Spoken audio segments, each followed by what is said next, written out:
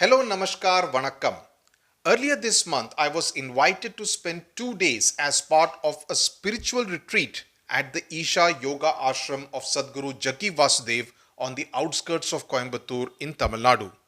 I was also part of the session with Sadhguru where I asked him a question that many of my SWS students would be interested in.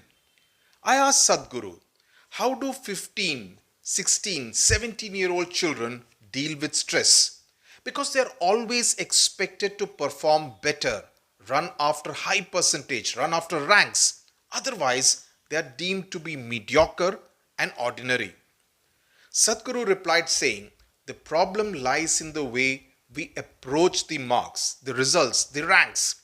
Parents, he said, are not interested to know how well you did, what improvement you made. They are more keen to know how many students fared worse than you. And I completely agree with this because the stress is caused by the rat race that we subject our children to. Which is why when a student joins any of our courses, in particular the Ashwin course for English language, I always make it a point to know what is the starting point of a child, because some students who join us are at the 50% level, some are at the 80% level, some are at the 65% level. And the first assignment I give, I get an idea about where a child is actually placed, because then it becomes easier for me to track the kind of progress that he or she will make during the time that he or she is part of our courses on SWS. See, everyone's starting point is different. That's very important. And each person, each one of us runs his or her own individual race. Because just like all parents obviously can't be a Sundar Pichai or a Satya Nadella or let's say Shah Rukh Khan or a Virat Kohli, children will also be unique. Their journey will also be unique and individual.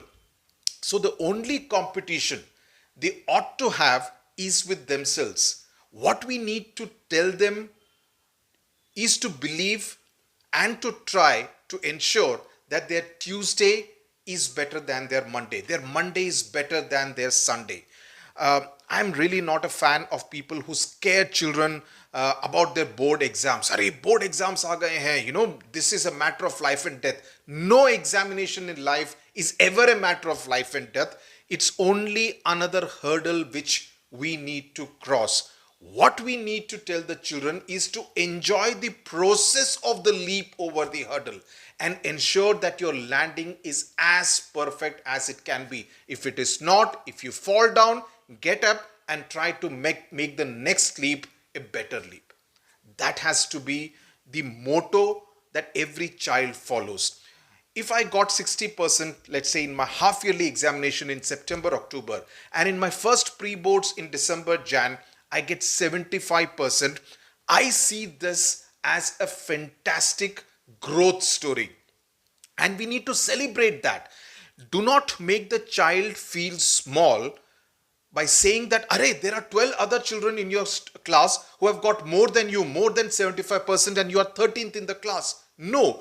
On the contrary, you need to tell the child that if you are capable of making this 15% jump, you are actually also capable of making another 15 to 20% jump, right? Make him or her believe in his own ability, in his or her own potential. And parents and teachers have to play that kind of a supporting role right now. So no need to scare students. If you don't do this course, you will fail.